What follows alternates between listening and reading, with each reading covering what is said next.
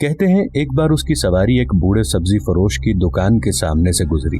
सब्जी फरोश ने उठकर सलाम किया, अर्ज किया कि कसीरुल अयाल हूँ, दुकान की आमदनी इस कदर कलील है कि फाकों तक नौबत पहुंच जाती है। ये सुनकर ख्वाजा ने रकम की एक थैली उसकी तरफ फेंक दी।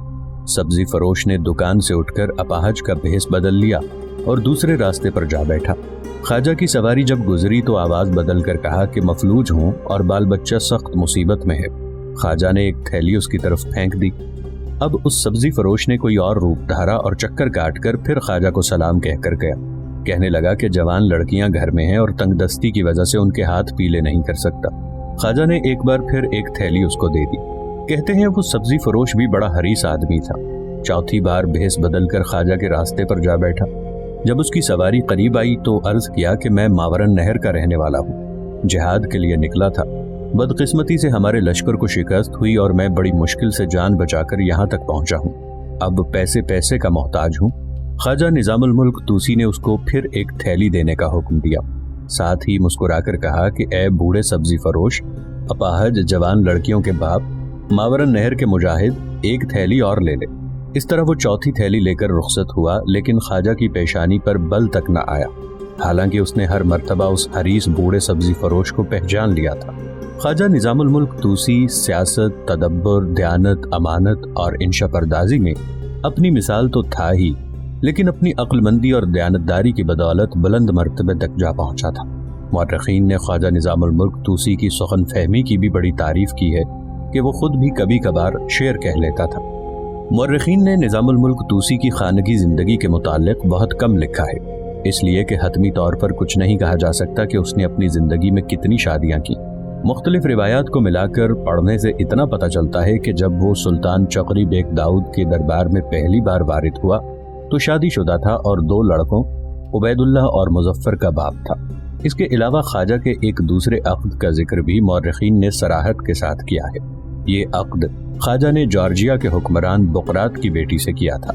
कहा जाता है कि जब सुल्तान अल्प अरसलान ने जॉर्जिया फतह किया तो बुकरात ने अपनी बेटी का अक़्द सुल्तान से कर दिया था। सुल्तान ने कुछ अरसे बाद उस बेगम को तलाक दे दी और ख्वाजा के साथ उसका निकाह कर दिया। इस गिरजिस्तानी बीवी से भी ख्वाजा के कई बेटे हुए। ख्वाजा की औलाद में मुतादिद बेटे और बेटियां थीं। इनमें से 10 बेटों और 1 बेटी का नाम तारीख में मिलता है। हसन बिन सबा के फिदाई अबू ताहिर हारिस ने निजामुल मुल्क तूसी का खात्मा कर दिया। जब वो निजामुल मुल्क पर हमला करके भागने की कोशिश कर रहा था तो निजामुल मुल्क तूसी के मरने की वजह से लश्कर में एक कोहराम और हंगामा सा उठ खड़ा हुआ था। अबू ताहिर हारिस ने इस हंगामे और अफरा तफरी में बच निकलने की कोशिश की, लेकिन पकड़ा गया और लोगों ने उसको उसी वक्त कत्ल कर डाला। सुल्तान मलिक शाह सुल्जूकी को निजामुल मुल्क तूसी के मरने का बेहद दुख और सदमा हुआ। वो निजामुल मुल्क तूसी की इज्जत और एहतराम इस तरह करता था जिस तरह कोई फरमाबरदार बेटा अपने मोहतरम बाप का एहतराम करता है। मुअर्रिखीन इस मौके पर एक ऐसा वाक़या पेश करते हैं जिससे पता चलता है कि सुल्तान मलिक शाह सुल्जूकी की निगाहों में निजामुल मुल्क तूसी का क्या मकाम था। कहते हैं एक बार निजामुल मुल्क तूसी के मुखालिफिन ने सुल्तान मलिक शाह सुल्जूकी के पास शिकायत की कि ख्वाजा ने मदारिस निज़ामिया के अखराजात हद से ज्यादा बढ़ा दिए हैं और तालीम की मद में ज्यादा रकम खर्च करता है। हालांकि इस रकम से एक जबरदस्त लश्कर तैयार किया जा सकता है। सुल्तान मलिक शाह सुल्जूकी ने पहले तो इस शिकायत को दरख़ुर एतना न समझा, लेकिन जब उसके कानों में बार बार ये शिकायत डाली गई कि मदारिस व मकातिब के अखराजात से बैतुल माल खाली हो रहा है, तो उसने एक दिन ख्वाजा निजामुल मुल्क तूसी को इशारतन कहा, लश्करी मसारिफ की बहुत ज़रूरत है, क्योंकि इतनी वसी सल्तनत की हिफाजत और दुश्मनों के हौसले पस्त करने के लिए एक ज़बरदस्त लश्कर का रखना नागुज़ीर है। आप मदारिस के लिए रकम मंजूर करते वक्त इसका लिहाज रखा करें ताकि लश्करी मसारिफ और तालीमी अखराजात में एक तवाज़ुन कायम रहे। निजामुल मुल्क तूसी ने भी बाल धूप में सफ़ेद न किए थे। समझ गया कि सुल्तान मलिक शाह सुल्जूकी उसके मुखालिफिन के बहकावे में आकर ये बातें कह रहा है, लिहाजा उसने आबदीदा होकर सुल्तान मलिक शाह सुल्जूकी को मुखातिब किया और कहने लगा, जाने ख्वाजा, जो लश्कर आप तैयार करना चाहते हैं उनकी तलवार की मार ज्यादा से ज्यादा 2-3 गज तक कर सकती है और उनके तीर ज्यादा से ज्यादा 300 कदम तक जा सकते होंगे, लेकिन जिन मदारिस पर मैं रकम खर्च कर रहा हूँ उन मदारिस में जो लश्कर तैयार हो रहा है उनकी दुआएं फर्श से अर्श तक पहुँच सकती हैं, और जो काम ये दुआएं कर सकती हैं वो मादी हथियारों से लैस आपका लश्कर हरगिज नहीं कर सकता। इस अमर को मैं तस्लीम करता हूँ कि एक बड़े और ज़बरदस्त लश्कर की ज़रूरत مسلم اور درست ہے، لیکن اس کے لیے مدارس میں تیار ہونے والے لشکر میں کمی کرنے کا کوئی جواز نہیں ہے۔ جانے پدر، میں تو اب ازگار رفتہ بوڑھا ہو گیا ہوں۔ مجھے بازار میں اگر فروخت کرو تو میری قیمت کوئی 5 دینار سے زیادہ بھی نہ لگائے، اور آپ اگرچہ نوجوان اور صحت مند ہیں، لیکن مجھے امید نہیں کہ 30 دینار سے زیادہ کوئی آپ کی بھی بولی لگا دے۔ باوجود اس حقیقت خلقی کے اللہ تعالیٰ نے آپ کو اتنی عظیم الشان سلطنت کا فرما روا بنا دیا ہے، تو آخر چند لاکھ دینار اشاعت علم پر صرف کر کے آپ احکم الحاکمین کی خوشنودی کے حقدار بننے سے کیوں گریز کرتے ہیں؟ کہتے ہیں خواجہ نظام الملک طوسی کی تقریر سن کر سلطان ملک شاہ سلجوقی پر رقت طاری ہو گئی اور اس نے روتے ہوئے کہا، پدر محترم، آپ جو کچھ کر رہے ہیں عین مصلحت و ثواب ہے۔ آپ اہل علم کا لشکر ضرور تیار کریں اور اس کام کے لیے جتنی رقم کی ضرورت ہو بلا دریغ صرف کریں۔ بہرحال نظام الملک طوسی کی موت نے سلطان ملک شاہ سلجوقی کو ہلا کے رکھ دیا تھا اور اس پر عیاں کر دیا تھا کہ حسن بن صبا دن بدن کتنی قوت پکڑتا جا رہا ہے۔ مورخین لکھتے ہیں کہ سلطان ملک شاہ سلجوقی نے پہلے ارادہ کیا تھا کہ اس فتنے کے استحصال کا بندوبست کرنا چاہیے، چونکہ یہ علاقہ بڑا دشوار گزار تھا جس میں حسن بن صبا رہا کرتا تھا اور اس پر لشکر کشی کرنے کے لیے بڑی تیاری کی ضرورت تھی۔ اس لیے عمائدین نے مشورہ یہی دیا کہ سر دست حکمت عملی سے کام لے کر حسن بن صبا کو اطاعت پر آمادہ کیا جائے۔ چنانچہ اپنے عمائدین کے کہنے پر سلطان ملک شاہ سلجوقی نے ایک سفارت حسن بن صبا کے پاس روانہ کی۔ حسن بن صبا نے اس سفارت کی نہایت عزت و احترام سے پذیرائی کی اور اس کے اراکین کو اپنا مہمان بنایا، لیکن جب سفارت کے سربراہ نے ملک شاہ کے شاہانہ جاہ و جلال کا ذکر کر کے حسن بن صبا کو سلطان ملک شاہ سلجوقی کی اطاعت و فرما برداری کی ترغیب دی تو اس نے جواب دیا، ہم سوائے اپنے امام برحق کے اور کسی کی اطاعت نہیں کر سکتے، اور دنیاوی بادشاہوں کا جاہ و جلال ہمیں مرعوب نہیں کر سکتا۔ حسن بن صبا کے اس جواب سے سفیر بڑے مایوس ہوئے۔ سفیروں پر مزید رعب اور دبدبہ ڈالنے کے لیے حسن بن صبا نے یہ کیا کہ جب یہ سفارت قلعے سے رخصت ہونے لگی تو حسن نے اراکین وفد سے مخاطب ہو کر کہا کہ سلطان سے کہہ دینا کہ ہمیں اپنے گوشے میں پڑا رہنے دے، اگر اس نے ہمیں چھیڑا تو ہم اس کا مقابلہ کرنے پر مجبور ہو جائیں گے۔ اس کے بعد سفارتکاروں پر مزید رعب ڈالنے کے لیے حسن نے اپنے ایک فدائی کو حکم دیا کہ تم اپنے پیٹ میں خنجر گھونپ لو۔ وہ اسی وقت پیٹ میں خنجر مار کر ڈھیر ہو گیا۔ پھر حسن بن صبا نے ایک دوسرے فدائی کو اشارہ کیا کہ پہاڑ سے چھلانگ لگا دو۔ اس نے فوراً تعمیل کی اور اس کی ہڈی پسلی چکنا چور ہو گئی۔ ایک تیسرے فدائی کو اس نے حکم دیا کہ تم پانی میں ڈوب مرو۔ وہ گہرے پانی میں کود پڑا اور چند لمحوں کے اندر ہلاک ہو گیا۔ مورخین کہتے ہیں کہ سفارتکار یہ تماشا دیکھ کر دم بخود رہ گئے۔ اس کے بعد حسن بن صبا نے اپنے آخری حربے کے طور پر ان سفارتکاروں کو مخاطب کرتے ہوئے کہا، ملک شاہ سے کہنا کہ تمہارے لشکر کا ایک لشکری بھی اس قسم کی جانبازی کا مظاہرہ نہیں کر سکتا، اس لیے ہمیں ستا کر تم پشیمان ہوگے۔ ان سفارتکاروں نے واپس جا کر سارے حالات تفصیل کے ساتھ سلطان ملک شاہ سلجوقی سے کہے، جس پر سلطان ملک شاہ سلجوقی نے حسن بن صبا کے خلاف لشکر کشی کا ارادہ کر لیا۔ قلعۃ الموت کی طرف اپنے لشکر کو روانہ کرنے سے پہلے سلطان ملک شاہ سلجوقی نے ایک بہت اچھا اور احسن قدم اٹھایا۔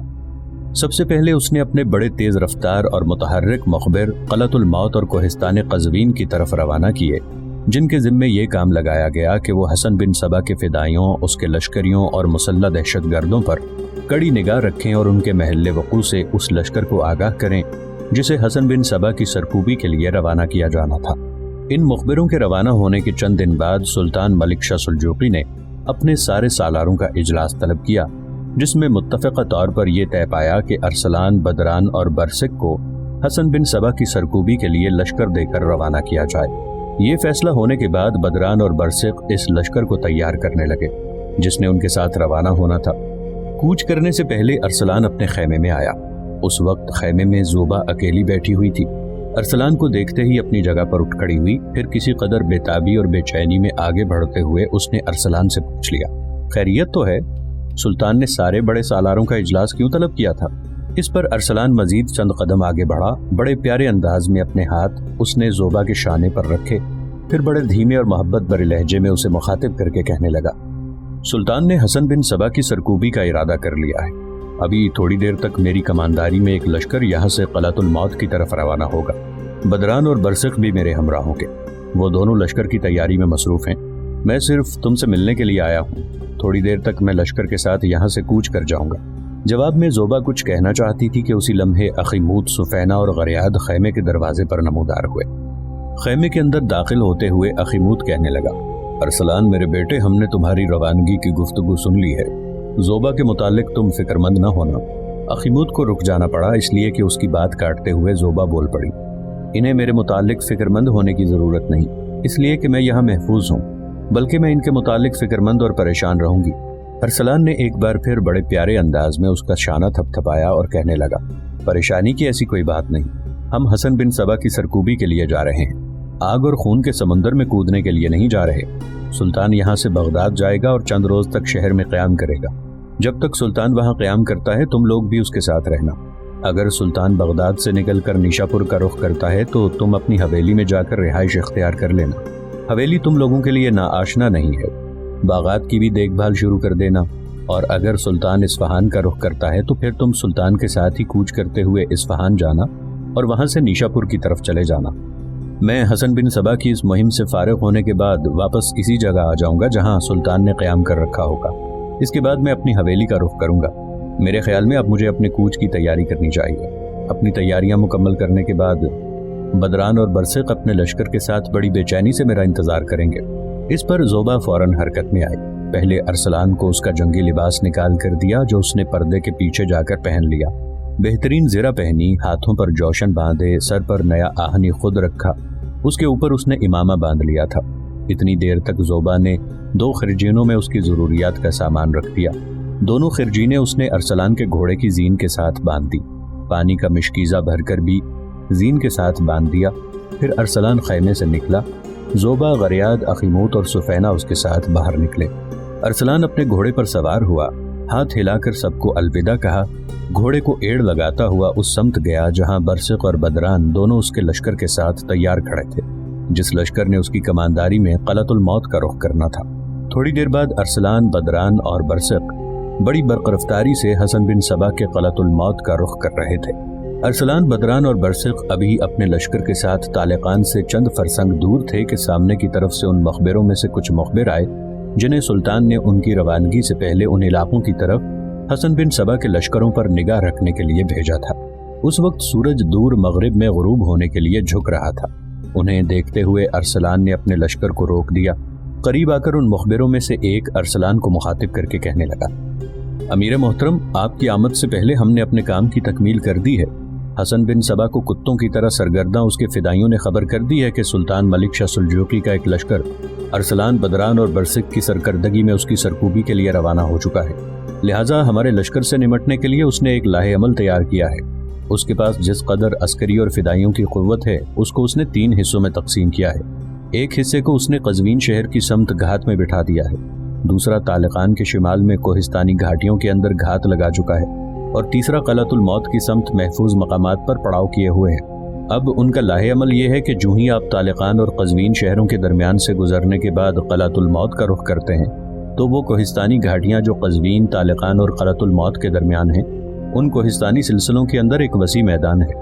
جب آپ اس میدان میں داخل ہوں گے تو 3 اطراف سے حسن بن صبا کے تینوں لشکر آپ پر حملہ آور ہو کر آپ کو نقصان پہنچانے کی کوشش کریں گے، کیونکہ اس میدان کے 3 اطراف میں ان کے عساکر گھات لگائے ہوئے ہیں۔ سب سے پہلے سامنے کی طرف سے لشکر نمودار ہوگا جو الموت کی طرف ہے، پھر قزوین والا لشکر گھات سے نکل کر اپنے حملے کی ابتدا کرے گا، اور آخر میں حسن بن صبا کا وہ لشکر جو طالقان کی وادیوں کی سمت میں چھپا ہوا ہے وہ آخری ضرب کے طور پر استعمال کیا جائے گا۔ مخبر جب خاموش ہوا تب ارسلان تھوڑی دیر تک مسکراتا رہا۔ بدران اور برسق بھی تھوڑی دیر اس کی طرف دیکھتے رہے۔ پھر برسق اور بدران کی طرف دیکھتے ہوئے ارسلان کہہ رہا تھا، میرے دونوں بھائیوں، میں سمجھتا ہوں ہمارے مخبروں نے ہماری امیدوں اور ہماری خواہشوں سے کہیں بڑھ کر کام کیا ہے۔ حسن بن صبا نے طالقان، قزوین اور الموت کی سمت اپنے لشکروں کو بٹھا کر گویا ہمارے لیے کافی آسانیاں فراہم کر دی ہیں۔ اس نے اپنی طاقت اور قوت کو بھانپ لیا ہے۔ میرے خداوند قدوس کو منظور ہوا تو ان تینوں گروہوں سے ہم ایسے احسن طریقے سے نمٹیں گے کہ ہمارا یہ نمٹنا انشاءاللہ حسن بن صبا کے لیے ایک عبرت اور درس آمیزی بن جائے گا۔ ارسلان کچھ دیر رکا، پھر بدران اور برسق کو مخاطب کر کے کہنے لگا، میرے عزیز بھائیوں، سورج غروب ہو رہا ہے، یہاں لشکر کو پڑاؤ کرنے کا حکم دیتے ہیں۔ مغرب کی نماز کے بعد کھانا کھاتے ہیں، عشاء کی نماز بھی یہیں ادا کی جائے گی۔ اس کے بعد آدھی رات کے بعد کہیں جا کے ہم اپنی کارروائی کی ابتدا کریں گے، اور ایسی ابتدا کریں گے कि हसन बिन सबा उसके हवारियों, उसके नायबों, उसके दाइयों और फिदाइयों को चौंका के रख देंगे। जो लाहे अमल, जो मंसूबा, जो तदबीर इस वक्त मेरे जहन में है वो मैं तुम्हारे सामने बयान करता हूँ। अगर तुम समझो कि वो काबिल अमल नहीं है, हमें उसको अपनाना नहीं चाहिए, तो तुम अपनी तरफ से कोई तजवीज़ पेश करना जो भी अच्छी हो, उसी पर अमल किया जाएगा। मेरे अजीज भाइयों, इशा की नमाज के बाद लश्कर को 3 हिस्सों में तकसीम कर दिया जाएगा। तीनों हिस्से हम तीनों भाइयों की सरकर्दगी में रहेंगे। मैं अपने लश्कर के साथ रात की गहरी तारीकी में तालकान की मशरक़ी समत से एक लंबा चक्कर काटते हुए हसन बिन सबा के उस लश्कर का रुख करूंगा जिसने क़लतुल मौत की समत घात लगा रखी है। वहां तक उनके मुखबिरों में से कुछ मेरी रहनुमाई करेंगे। बाकी मुखबिर बरसिक और बदरान तुम दोनों के साथ खोलेंगे। बदरान मेरे भाई, तुम्हारे जिम्मे ये काम होगा कि अपने हिस्से को लेकर हसन बिन सबा के उस लश्कर पर ज़रब लगाओ जो इसने कज़वीन की समत घात में बिठा रखा है। बरसिक यहाँ से कूच करेगा, सीधा आगे बढ़ेगा और मुखबिरों की रहनुमाई में हसन बिन सबा के तालिकान की समत बैठने वाले लश्कर पर हमलावर हो जाएगा। रात की गहरी तारीकी में बरसिक जब यहाँ से कूच करेगा तो लश्करी अपनी तरफ से कूच करते वक्त शोर करते हुए सफर करेंगे। हमारे लश्कर में बारबरदारी के जिस कदर जानवर हैं वो सब बरसिक के हवाले रहेंगे। जिन जानवरों के गले की घंटियां उतार दी गई हैं उनके गले में दोबारा घंटियां बांध दी जाएंगी। बरसिक जब अपने लश्कर के साथ रात के पिछले हिस्से में कूच करेगा तो उसके लश्करी जानबूझकर शोर करते रहेंगे, आवाजें बुलंद करते रहेंगे। साथ में इन घंटियों की सदाएं भी दूर दूर तक जाती रहेंगी।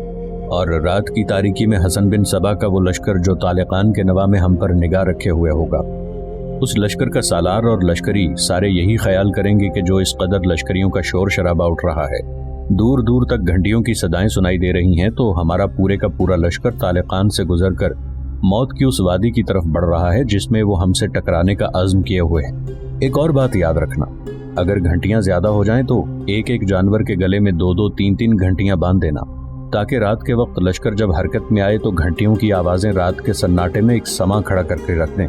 बदरान मेरे भाई, मैं अपने जिम्मे अलमौत की समत और तुम्हें कज़वीन का इलाका इसलिए दे रहा हूँ कि ये इलाके बरसिक की निस्बत मेरे और तुम्हारे ज्यादा देखे वाले हैं और हम इन इलाकों में पहले भी आते रहे हैं। मुझे उम्मीद है कि रात की गहरी तारीकी में जब हम अपनी कार्रवाई की इब्तदा करेंगे तो सुबह होने तक हम नताइज को अपने हक में करने में कामयाब हो जाएंगे। यहाँ तक कहने के बाद अरसलान रुका, फिर उसी मुखबिर को उसने मुखातिब किया जो इससे पहले अरसलान को मुखातिब कर चुका था। मेरे अजीज, अब ये बताओ कि तालिकान के पास से गुजरने के बाद जो खुली वादियां आती हैं जहां हसन बिन सबा के लश्करी हमसे टकराना चाहते हैं, वो असाकिर जो कज़वीन और अलमौत की समत हैं वो वहां से कितने फासले पर होंगे? इस पर वो मुखबिर कहने लगा, अमीर मोहतरम, वो वादियां इतनी खुली और वसी भी नहीं हैं। इन वादियों के बिल्कुल किनारों पर 3 लश्कर घात में हैं। यूं जाने इस वादी के जुनूब में एक हिस्सा, दूसरा हिस्सा मगरिब के समत और तीसरा हिस्सा शिमाल में है। जब हमारा लश्कर उन वादियों में दाखिल होगा तो जानवरों की घंटियों की सदाएं हसन बिन सबा के तीनों लश्करियों तक पहुंचेंगी। बस इससे आप उनके दरमियान दूरी और फासले का अंदाजा लगा सकते हैं। अरसलान मुस्कुराया, फिर कहने लगा, मैं तुम्हारा मतलब समझ गया हूँ। अगर वो बिल्कुल उस वादी के किनारे घात में है तो इस तरह हमारा काम और आसान और सहल हो जाएगा। फिर अरसलान ने बरसिक और बदरान की तरफ देखा और कहने लगा, मेरे अजीज भाइयों, लश्कर को यहाँ पड़ाव करने का हुक्म दो। खैमे नस्ब कर दिए जाएं ताकि दुश्मन यही ख्याल करे कि हम यहाँ चंद दिन गुजारने के लिए पड़ाव कर रहे हैं। इसी बिना पर हमने खैमे नस्ब किए हैं। इसके बाद मगरिब की नमाज अदा की जाएगी और लश्करियों के खाने का एहतमाम किया जाए। बरसिक मेरे भाई, मैं खुसूसियत से तुम्हें बताता हूँ कि मैं और बदरान तो रात की गहरी तारीकी में अपनी अपनी मंजिल की तरफ रवाना हो जाएंगे। मेरा फासला बदरान की निस्बत ज्यादा है, लिहाजा मेरी रहनुमाई करने वाले मुखबिर मुझे जब ये बताएंगे कि मैं हसन बिन सबा के उस हिस्से के लश्कर के करीब पहुंच गया हूँ जिसने अलमौत की तरफ घात लगाई है, तो वहां मैं फजा के अंदर जलते परों का एक तीर बुलंद करूंगा जो तुम्हारे लिए ये निशानी होगी कि तुम यहाँ से कूच कर जाना और सीधा तालिकान की वादियों में दाखिल होना। अब तुम्हारा ये काम होगा कि तालिकान की वादियों में दाखिल होते ही तुम भी जलते परों का एक तीर फजा में बुलंद करना। ये तुम्हारी तरफ से मेरे और बदरान के लिए इशारा होगा कि तुम मौत की वादी में दाखिल हो चुके हो, और तुम्हारी तरफ से फजाओं के अंदर तीर बुलंद होते ही मैं और बदरान दोनों अपने अपने हदफ पर ज़रब लगाएंगे। और मुझे उम्मीद है कि ऐन उसी वक्त पुश्त की तरफ से हसन बिन सबा के लश्कर का कोई हिस्सा तुम पर हमलावर होगा, और मुझे उम्मीद है कि तुम बड़े अहसन तरीके से उनके हमलों को रोकोगे, उनसे निपटोगे। इतनी देर तक मैं और बदरान भी खुदाबंद कुद्दूस ने चाहा तो हसन बिन सबा के दूसरे 2 अस्करी हिस्सों को भी धकेलते हुए मौत की वादियों में ले आएंगे। इस तरह कोशिश करेंगे कि हसन बिन सबा के लश्कर के तीनों हिस्सों को यकजा करके हम भी तीनों इकट्ठे होकर उन पर ऐसी ज़रब लगाएं कि आने वाले दौर में हसन बिन सबा को कभी مسلم امہ کے خلاف سر اٹھانے کی جرت اور جسارت نہ ہو سکے۔ برسک اور بدران دونوں نے ارسلان کی اس تجویز سے اتفاق کیا۔ پھر دیکھتے ہی دیکھتے وہاں خیموں کا ایک شہر آباد ہو گیا تھا۔